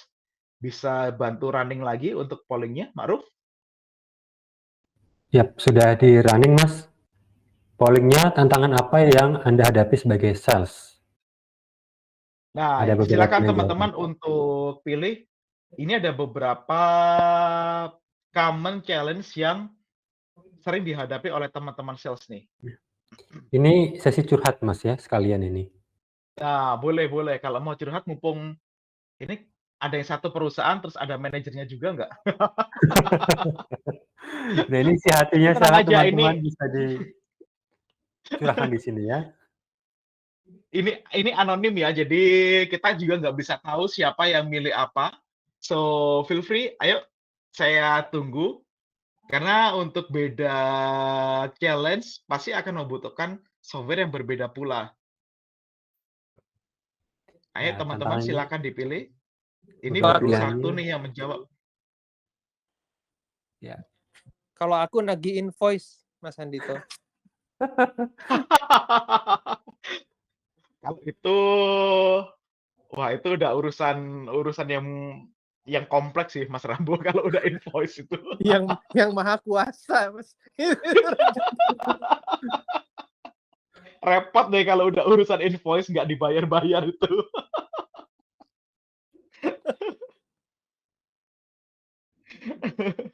Yuk, ini baru 2, yuk silakan yang lain, silakan. Saya tunggu 30 detik lagi.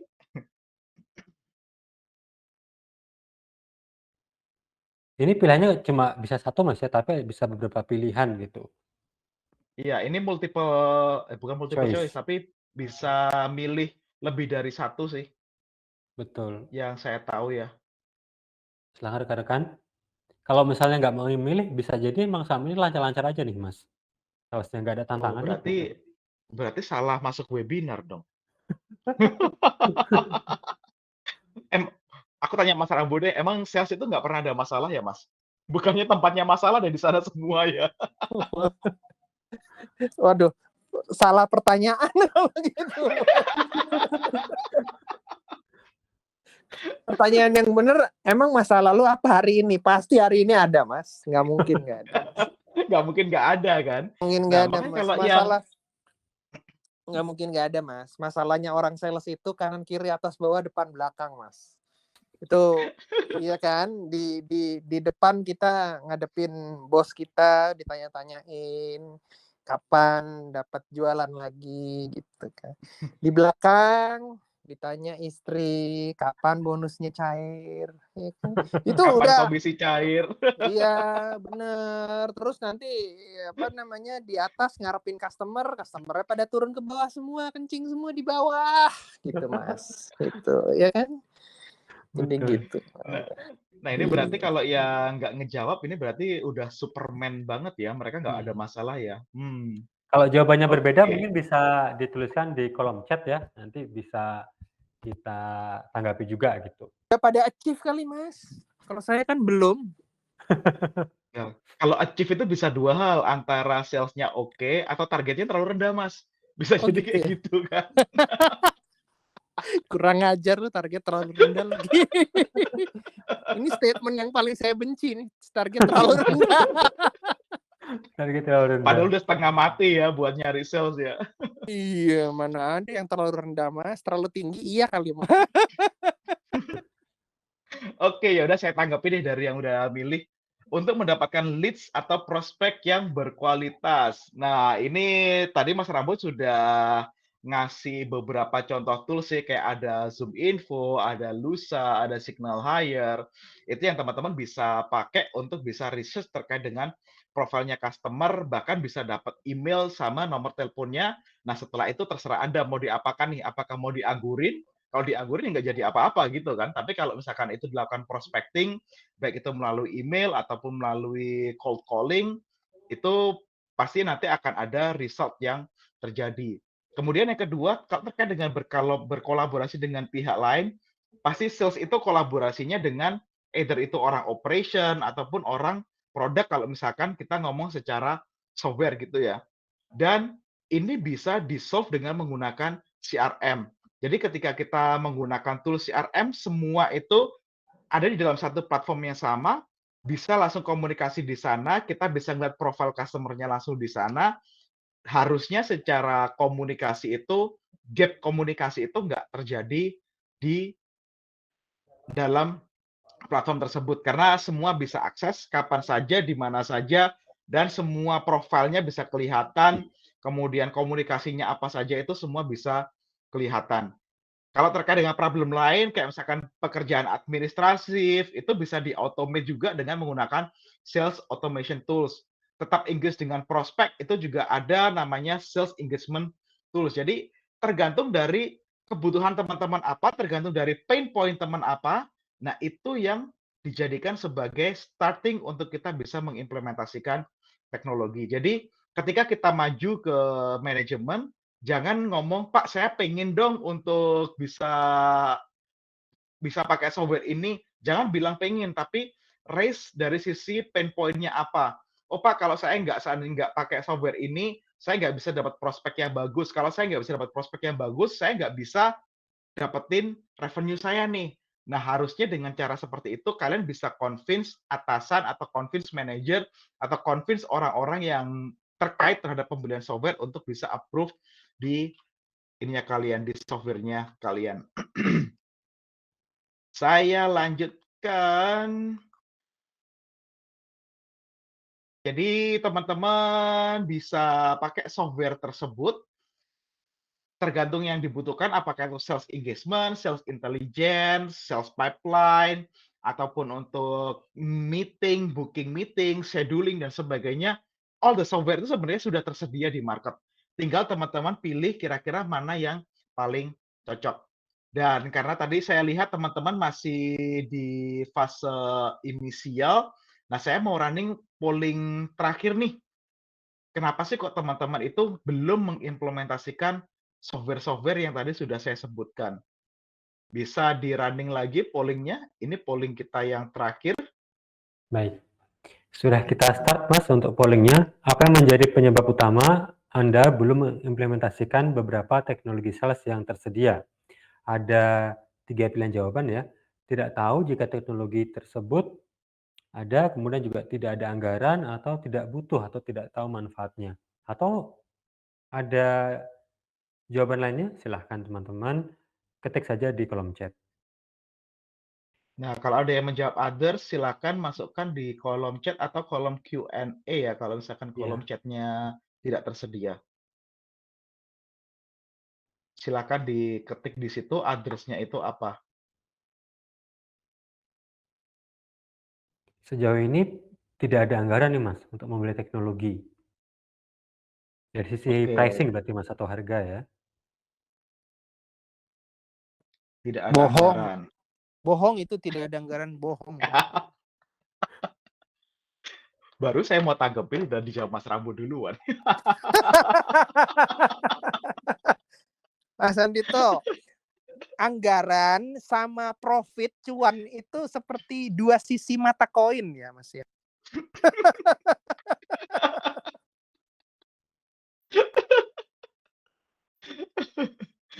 Padahal kalau misalkan kita ngomong dari sisi anggaran nggak tersedia, pasti kalau misalkan kita sampaikan, "Pak, kalau aku pakai ini, penjualanku bisa 2 kali lipat." Itu siapa sih yang nggak mau invest gitu kan?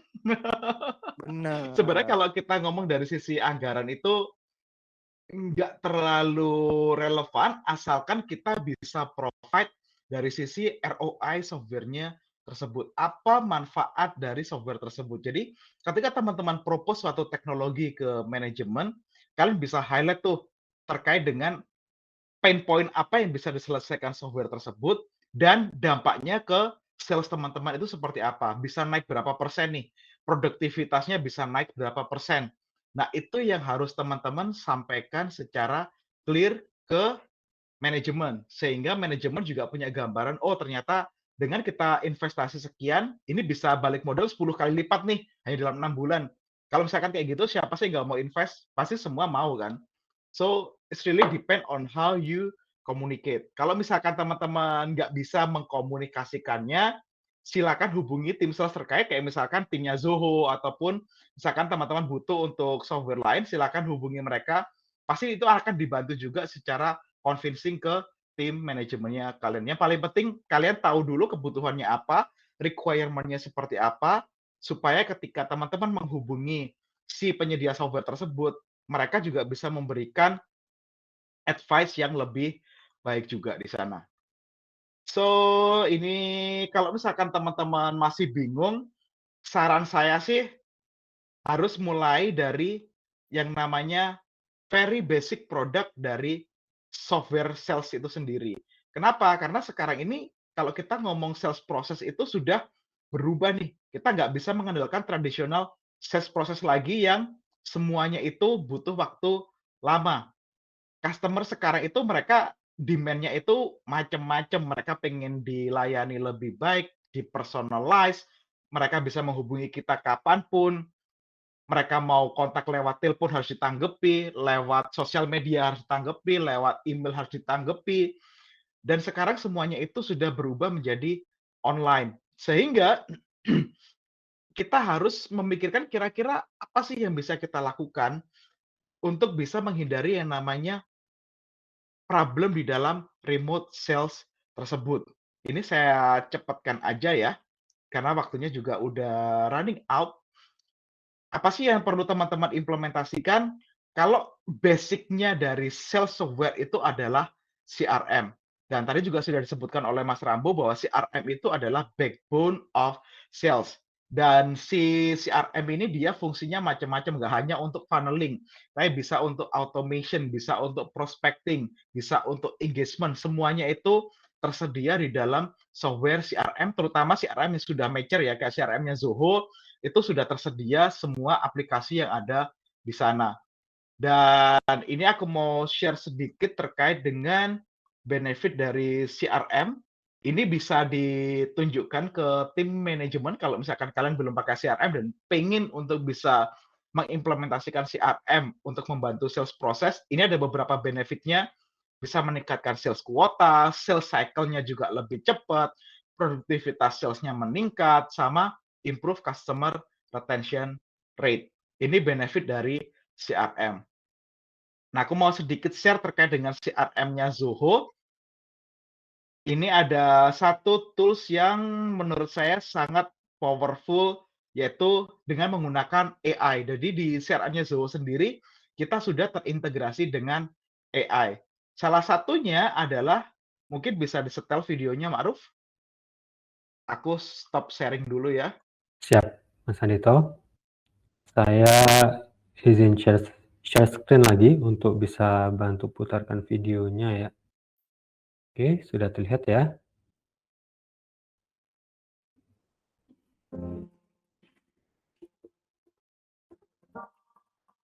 Nah, ini di sini dijelaskan bahwa ada seorang sales yang dia itu sedang tidak ada di depan komputer, tapi dia ada penjualan yang harus sedang di-follow up. Dengan menggunakan aplikasinya Zoho, itu semua bisa dilakukan hanya dengan menggunakan handphone, dengan menggunakan bantuan AI. Silahkan ditonton. Suaranya nggak muncul ya? Thanks for calling Zia. How may I help you? Yeah, do we have 10 servers in stock? Hey Brian, yeah, we have 10 servers in stock. Call Andrew Smith. Si Brian ini dia nge-call AI-nya Zoho untuk nanya stok yang Hey Andrew, tersedia. good news. We've got the servers in stock. Do you need anything else? Only the servers. Can you deliver them this Friday? Sure thing. I'll send you the order confirmation right away. Yeah, schedule a delivery of 10 servers to 2 Menlo Avenue on Friday, March 10th for Andrew Smith. You Si already sales have ini dia juga bisa minta AI-nya Zoho untuk melakukan delivery order, untuk create delivery order. 2018. Do you still want me to schedule this one? Yes. No worries. I've scheduled the delivery for you. Zia, create an order for this delivery. Please check your screen to choose an option. Here you go. I've created the order and associated it with Andrew Smith. Hey Zia, email the order confirmation to Andrew Smith. No problem. I've emailed information to Zia Andrew juga bisa Smith. mengirimkan order Thanks, Zia. confirmation ke You're welcome. customer. Jadi semua sales process itu bisa dilakukan dengan menggunakan bantuan artificial intelligence. Di Zoho kita namakan itu sebagai Zia. Saya rasa itu saja yang mau saya sampaikan, Mas Ma'ruf. Hopefully apa yang saya sampaikan ini bermanfaat buat teman-teman semuanya. Terima kasih. Terima kasih Mas Andito atas sharing ilmunya ya, luar biasa banget. Tadi udah disampaikan sama ya, bagaimana kekuatan dari sebuah teknologi itu untuk bisa memenuhi target dan juga kebutuhan-kebutuhan dalam dunia sales. Nah, kita akan lanjutkan lagi sesi berikutnya, yaitu tanya jawab, diskusi panel yang nanti akan dipandu oleh rekan saya, Mas Remigius Septian. Jadi sedikit saya sampaikan profil Mas Septian. Jadi beliau ini adalah content marketer dari Zoho Indonesia. Beliau telah berpengalaman selama lebih dari 10 tahun dalam bidang jurnalistik maupun penulisan konten untuk bisnis perusahaan. Dan Mas Septian saat ini bertanggung jawab dalam menyebarkan kesadaran merek Zoho melalui berbagai kanal media. Halo Mas Septian. Halo Mas Ma'ruf, halo Mas Rambo, Mas Andito. Ya, selamat siang Mas Septian.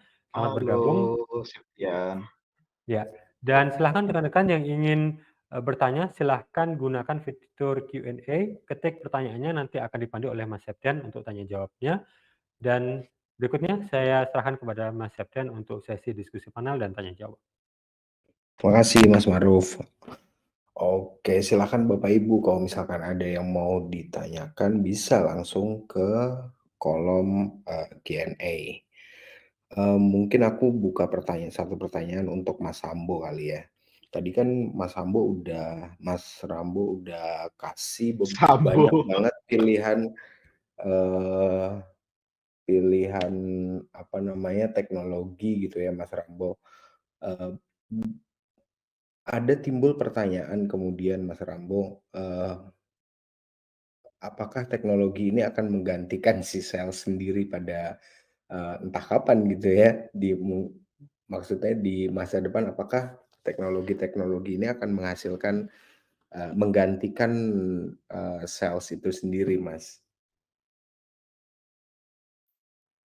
Terima kasih pertanyaannya, Mas.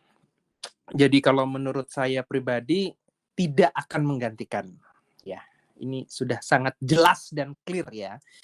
Kalau ini menggantikan, nanti saya sama Mas Handito kerjanya apa gitu ya. Jadi kita nanti nggak ada kerjaan dong ya gitu ya. Jadi orang-orang sales nggak ada kerjaan dong ya gitu ya. Karena nature dari B2B itu kompleks.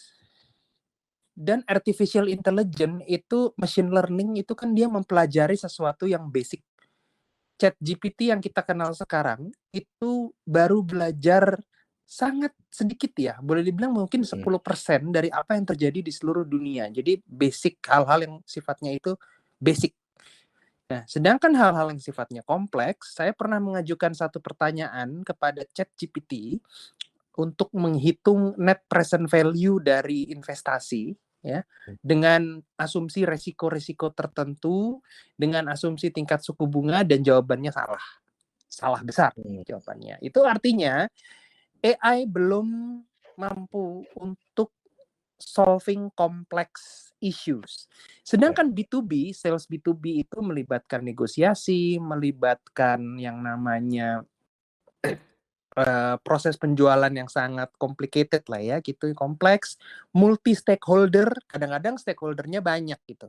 Kadang kita mau jualan satu material atau satu apa namanya itu spare part untuk project, itu stakeholdernya banyak tuh. Bisa kliennya langsung stakeholder kita, bisa suppliernya kita, bisa dengan regulator, apakah material ini SNI atau enggak, stakeholdernya tuh banyak banget. Nah, tools-tools ini belum sampai saat ini ya Mas ya, belum bisa mengakomodir multi-stakeholder negotiation atau multi-stakeholder communication. Masih belum bisa nih. Apalagi yang B2B yang sifatnya kompleks, complicated dealing ya, complicated dealing dengan decision maker. Itu masih belum bisa. Nah, saya masih melihatnya apakah tadi suatu saat nanti ya? Oh, ada kata-kata suatu saat nanti.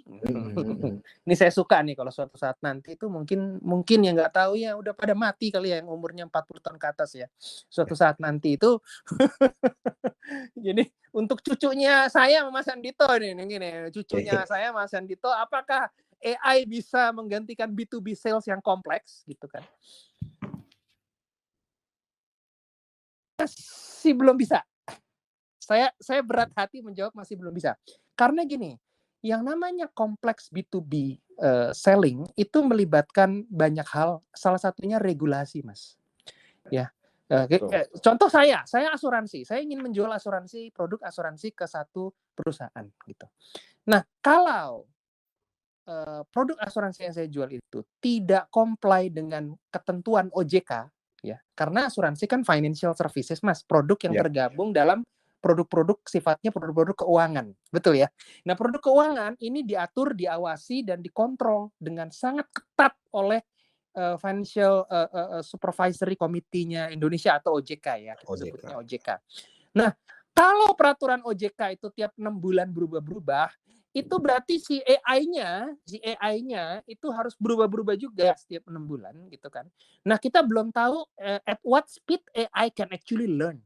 Kalau AI itu bisa speeding learn-nya itu bisa dalam waktu 1 hari 2 kali 24 jam atau 2 hari 2 kali 24 jam dia bisa belajar, mungkin AI bisa se-agile itu untuk cepat menyerap segala perubahan yang sangat cepat di dunia. Kita nyebutnya VUCA gitu ya. Nah, jadi masih menurut saya bahkan nanti cucu saya atau cucunya Mas Hendito atau cucunya Mas Maruf itu kalau jadi sales masih belum tergantikan karena begitu kompleksnya, regulasi begitu cepat berubah, sementara AI itu harus lebih cepat lagi berubah beradaptasinya, belajarnya terhadap segala macam uncertainty ya, ketidakpastian. Apalagi kita hidup di negara Indonesia ya, kita semua sama tahu di Indonesia ini kayaknya ya saya nggak komen lah ya lebih jauh ya, hari ini terang benderang, besok bisa badai gitu, kita nggak pernah tahu gitu ya, terlalu banyak ketidakpastian di sini gitu ya. Dan sebetulnya yang dibenci oleh mesin itu ya itu, mesin itu paling membenci yang namanya uncertainty, ketidakpastian, karena dia harus mesti belajar lagi kan. Kecuali rate of the speeding-nya mereka belajar itu makin dipercepat, dan itu tentunya membutuhkan sumber energi yang besar sekali. Ya, sebesar sekali gitu ya. Jadi saya kok kurang yakin gitu ya, itu akan bisa menggantikan kita dalam waktu 30 bahkan mungkin 40 tahun ke depan ya. Mungkin 100 tahun mungkin bisa ya gitu ya. Tapi saya belum membayangkan lah seperti apa gitu ya. Mungkin udah keburu innalillahi duluan kalau 100 tahun. Jadi saya nggak ngebayangin. Berarti gitu. selamat lah ya para teman-teman sales yang paling nggak masih berkarya dan akan berkarya. Masih ya, betul. Masanya memang penggunaan AI dan penggunaan machine learning ini adalah sesuatu yang harus kita embrace lah ya. Kita harus maju bareng-bareng karena ya nggak bisa dipungkiri itu sangat membantu profesi kita sebagai seorang sales gitu. Jadi kita bisa lebih berfokus pada hal-hal yang sifatnya itu tidak strategis. Karena banyak sekarang software extension ya aplikasi di dunia sales itu belum masuk ke area yang ultra strategik gitu. Jadi masih di area yang sifatnya admin, basic, mungkin predicting ya. Predicting itu udah mulai masuk. Tapi yang untuk kompleks multi stakeholder negotiation itu belum gitu. Dan itu adalah kelebihannya sales jagoan kayak Mas Andito gitu ya, multi stakeholder negotiation kompleks. Nah, itu belum tuh. Jadi itu saya kira cukup menjawab ya, Mas Remigius. Terima kasih Mas Rambo. Ini ada satu pertanyaan yang sering kita jumpai juga gitu kalau di perusahaan ya. Kalau sales itu sering rebutan leads atau sebaliknya malah pilih-pilih leads gitu. Ada solusinya nggak, Mas Rambo? Ya, kadang rebutan leads ini adalah satu skenario yang memang telah dibuat oleh owner atau direktur perusahaan Anda ya. Jadi mereka bukannya tidak mengetahui, mereka mengetahui dan mereka senang dengan keributan yang terjadi karena itu secara tidak langsung menciptakan budaya kompetitif. Betul ya, Oke. teman-teman ya. Jadi ya ribut itu bagus karena ribut itu kompetitif. Kalau nggak ribut artinya tim salesnya itu pada ini semua ya, tidur semua gitu ya, nggak jualan lah ya. Damai, tenang tuh nggak boleh. Yang namanya di sales floor itu nggak ada kedamaian, ketenangan. Harusnya ada keributan dan apa namanya itu kalau bisa tuh ribut ya, aktif, rusuh bagus tuh. Jadi mereka ada yang namanya itu apa gairah ya, passion untuk jualan. Nah, kalau rebutan leads gimana? Nah, ini dia. Di CRM teman-teman itu sebetulnya ada satu apa namanya fitur ya, di mana yang kalau saya pakai di kantor saya sekarang gitu ya. Ada satu fitur khusus di mana teman-teman bisa melakukan yang namanya pengecekan ya, checking di account gitu.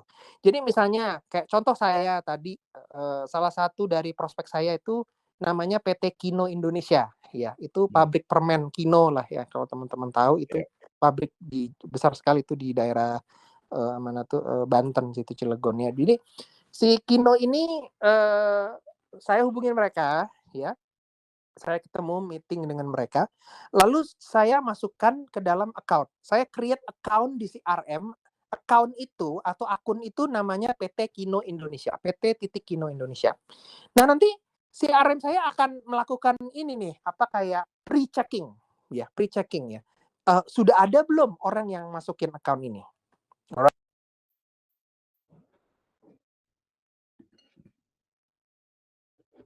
Adalah account ininya, account owner. Ya. Ya, nggak tahu kalau di Zoho istilahnya apa. Jadi ada orang yang memasukkan account, lalu ada account owner. Account owner adalah orang yang pertama kali memasukkan account ini ke dalam CRM. Ya, orang yang pertama kali input account ini, ya nama PT yang tadi itu Kino Indonesia pertama kali masuk ke dalam sistem CRM. Dia adalah account owner-nya. Nah, sebagai account owner, Anda kemudian akan menjadi seperti representatif dari account tersebut di satu kantor Anda itu. Anda akan jadi perwakilan. Ya, jadi apapun siapapun mau jualan ke PT Kino Indonesia harus ibaratnya itu cek di sistem dan setelah dicek harus dicek juga siapa account owner-nya. Misalnya account owner-nya saya, Rambo gitu ya. Jadi Mas Andito, Mas Maruf harus tanda kutip ibaratnya ini ya, permisi lah ya, apa bahasa Jawanya tuh kulo nuwun dulu sama saya gitu. Saya mau approach ini dong account owner kamu yang saya lihat di CRM account owner-nya Anda gitu. Atau misalnya Astra Internasional account owner-nya Mas Andito, bisa jadi. Saya harus kulo nuwun dengan Mas Andito gitu. Ini karena account owner biasanya mereka adalah orang yang pertama kali membangun koneksi, membangun komunikasi, interaksi dengan prospek ini. Jadi mereka masukkan ke dalam sistem CRM sebagai account owner karena mereka the first initiator gitu ya, inisiator yang pertama. Sehingga mereka lebih tahu, mereka lebih punya banyak interaksi masa lalu. Historical interaction-nya lebih panjang. Nah, dengan adanya account owner, lalu di bawahnya ada namanya opportunity owner. Ya, satu account itu di CRM yang di kantor saya ya, satu account itu bisa memiliki 3, 4, 5 bahkan 10 opportunity. Ya, opportunity ini maksud saya satu inilah ya, satu apa namanya, satu project ya, satu project yang kemudian di funneling above the funnel, in the funnel, best view sampai fail atau book. Jadi opportunity adalah satu project yang dikerjakan oleh satu tim di kantor saya, tetapi belum tentu saya terlibat. Belum tentu saya terlibat. Saya masih sebagai account owner. Tapi saya bukan seorang opportunity owner di account tersebut. Tapi saya tetap account owner-nya. Saya tetap mengawasi.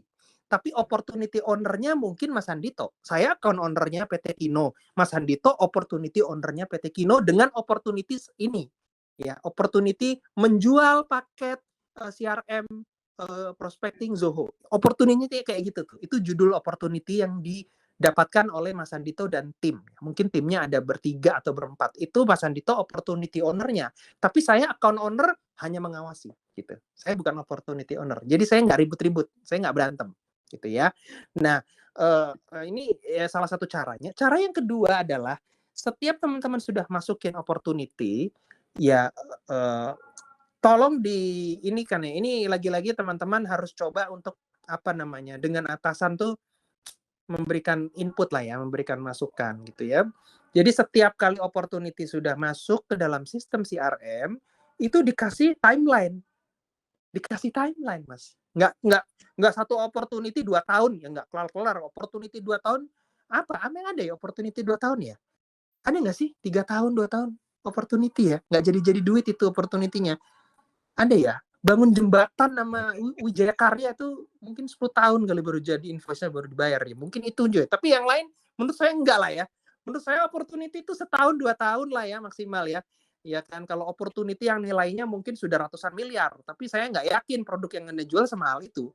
Kalau produk Ya. yang jual itu masih di kalangan puluhan juta atau masih di range harga 100 juta, 200 juta sampai setengah M, itu mungkin opportunity membutuhkan waktu 2 sampai 3 atau 6 bulan maksimal sampai pecah telur, sampai Ya. invoice-nya keluar dibayar. Nah, jadi teman-teman harus lihat nih, begitu ditaruh opportunity owner, berapa lama timeline-nya? Nggak bisa ditahan terus-terusan dong, dikekepin terus nggak boleh dong, ya kan? Nggak adil.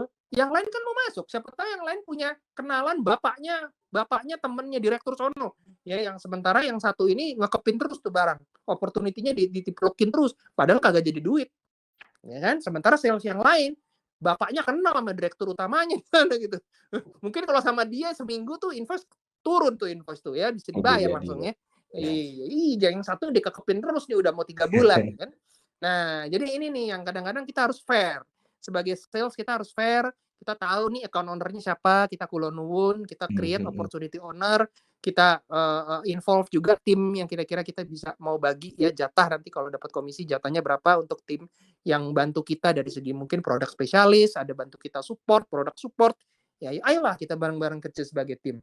Dan kalau mau berantem sama tim sales yang lain, rebut-rebutan leads, ya saya rasa itu pakai timeline tadi ya. Timeline tadi. Jadi satu opportunity di satu perusahaan, target, prospek, itu nggak boleh dikekepin terus-menerus. Ya, kadang-kadang kalau opportunity-nya kecil, misalnya nilainya cuma 50 juta, itu saya bilang seminggu lah. Ya, kekepin seminggu nggak ada progres, nggak ada kemajuan, ya orang lain boleh ambil. Aja. Iya dong, boleh ambil, kan kita gamenya harus fair dong, nggak boleh kayak gitu dong. Masa 50 juta project dikepepin sampai setahun, kan namanya artinya nggak bisa jualan dia gitu kan. Ini dikepepin setahun 50 juta, kalau dikepepin setahun 50 miliar, nah baru wajar 50 miliar setahun, iya kan. Jadi ini yang buat saya tuh boleh, kita boleh bersaing, kita boleh rusuh gitu ya, tapi rules of the game-nya tuh harus fair aja. Harus gitu jelas sih. ya. Jangan sampai nggak fair. Ya kan, kalau nggak fair kan nanti gebrak-gebrak meja tuh, pasti ada yang gebrak-gebraknya. Thank you ya. Dan teknologi sudah memungkinkan itu semua ya.